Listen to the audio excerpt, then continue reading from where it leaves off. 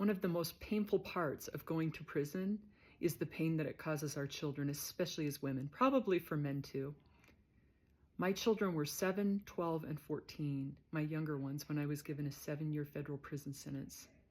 I served close to 5 years, and I remember being locked up for about 2 years and my family coming out to visit, because I was in federal prison, so I was a long ways away from my family.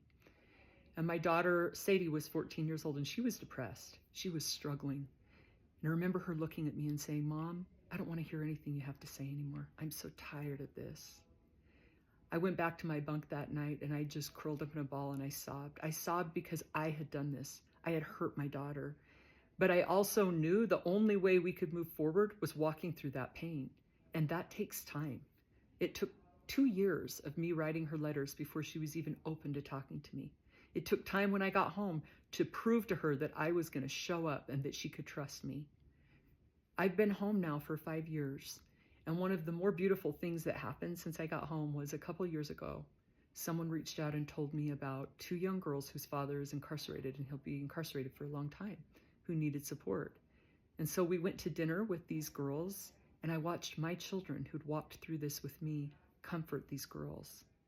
And I remember my daughter looking at one of the girls and saying, "I know what it feels like every Christmas morning to just want your mom to be there, to want your dad to be there. I know that." And I watched my son who said, "Nobody cares until it happens to them. You just feel alone when you're walking through this." And I remember thinking that this is so unfair to my children, and it was. I did that to my children.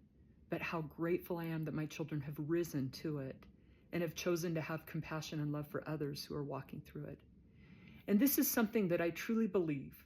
I believe that people do care and they want to know how to support people who are incarcerated. I've watched that in my own experience. I believe that the world is cheering all of us on